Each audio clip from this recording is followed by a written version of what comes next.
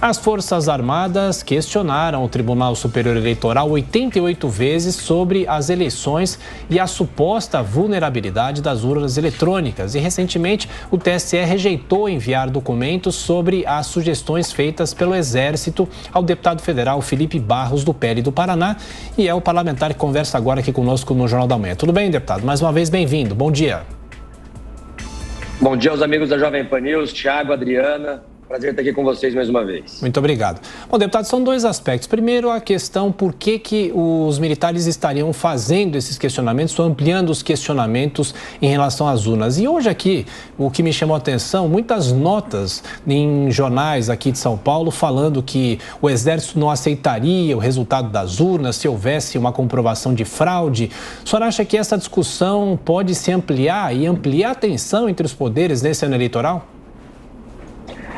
Olha, é importante a gente relembrar, Thiago, que após a rejeição da PEC do voto impresso, que eu fui o relator na Câmara dos Deputados, mesmo com a vitória, uma vez que nós obtivemos a maioria, não atingimos os 308 votos necessários por se tratar de uma PEC. Então, ela foi rejeitada. O ministro Luiz Roberto Barroso, então presidente do TSE, criou a chamada Comissão de Transparência Eleitoral e convidou as Forças Armadas, assim como convidou inúmeras universidades e organismos, inclusive internacionais, para que façam parte dessa Comissão de Transparência Eleitoral, contribuindo com o processo de aprimoramento do nosso sistema eleitoral. Isso que fez as Forças Armadas, esses questionamentos que foram feitos ao longo desse trabalho da Comissão de Transparência, foi visando justamente o aprimoramento da tecnologia utilizada pelo nosso país, que eu gosto sempre de ressaltar, apenas o Brasil, Bangladesh e Butão, apenas esses três países que utilizam. Então, o que as Forças Armadas fizeram foram a convite do próprio ministro Luiz Roberto Barroso, do TSE. Agora, a pergunta de Cristina Grêmio. Cristina. Bom dia, deputado. Uma questão que vem sendo levantada muito fortemente em vários grupos, especialmente conservadores, que parecem ser, não sei porquê, os únicos preocupados com a legitimidade das eleições, é a questão da contagem pública dos votos, que isso também está previsto no Código Eleitoral e vem sendo desrespeitado há mais de 25 anos, desde que foram implantadas as urnas eletrônicas, sem que ninguém fale a respeito disso. Agora falam.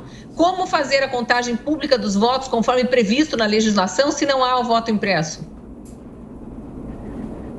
Cris, é uma boa pergunta. Eu preciso rapidamente comentar com vocês as três fases do processo de votação. A primeira fase é o registro do voto. É aquele momento, então, que o software registra a vontade do eleitor. Esse é o primeiro momento. O segundo momento é a apuração. A apuração é a soma dos votos daquela urna eletrônica propriamente dita, de uma urna eletrônica. E a terceira fase é a totalização, que é a soma de todos os votos de todas as urnas eletrônicas. O nosso sistema eleitoral, ele tem dois pontos obscuros, segundo a ciência, segundo aquilo que os cientistas nos apontaram. A primeira fase obscura é no registro do voto.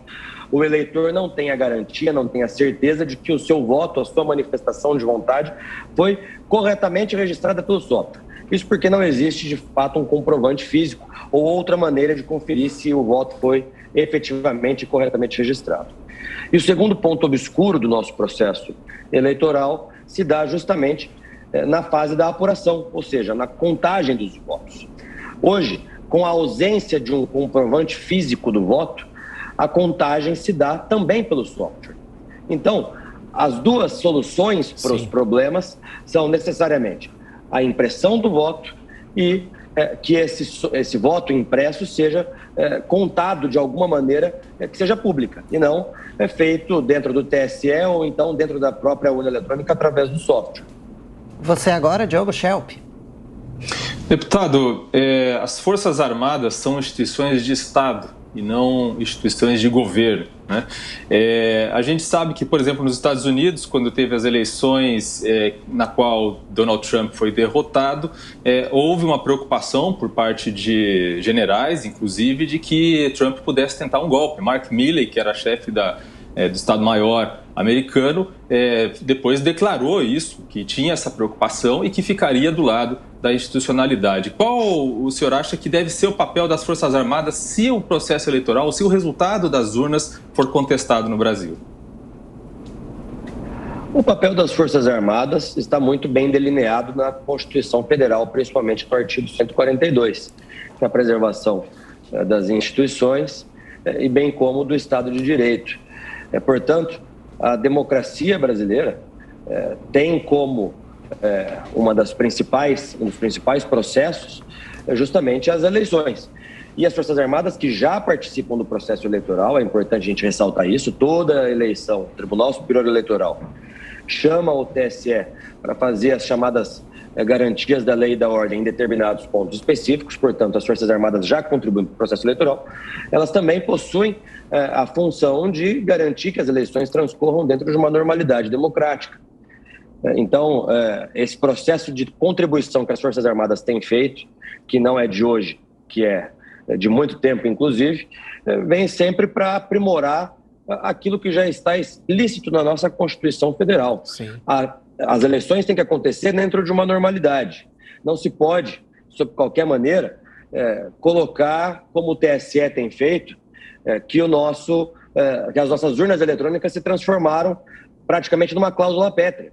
Porque a impressão que nos passa é essa: o Tribunal Superior Eleitoral elevou as urnas eletrônicas brasileiras a uma espécie de cláusula pétrea que não se pode ser sequer questionada. Isso não existe numa democracia em que deve sempre prevalecer a crítica, a suspeição, a dúvida. Isso faz parte do processo democrático e as Forças Armadas têm contribuído para isso. Rapidamente, nosso tempo é curto. Ricardo Salles, para fechar.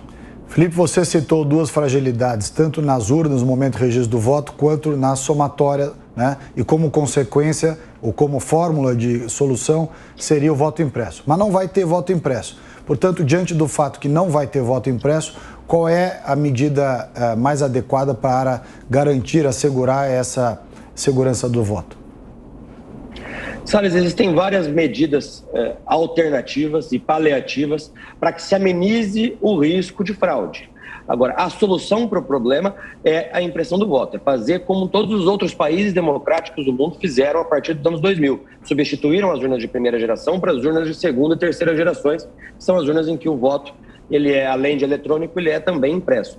Então, o Exército fez, salvo engano, 9 sugestões ao TSE, são, ao que me parece, soluções paliativas, tendo em vista que não há tempo hábil para implementar o voto impresso. Só quero rapidamente ressaltar para vocês que o próprio TSE me respondeu formalmente, quando eu era relator da PEC do voto impresso, que das 500 mil urnas que utilizamos nas eleições, aproximadamente 300 mil já estariam aptas a receber uma impressora ao seu lado.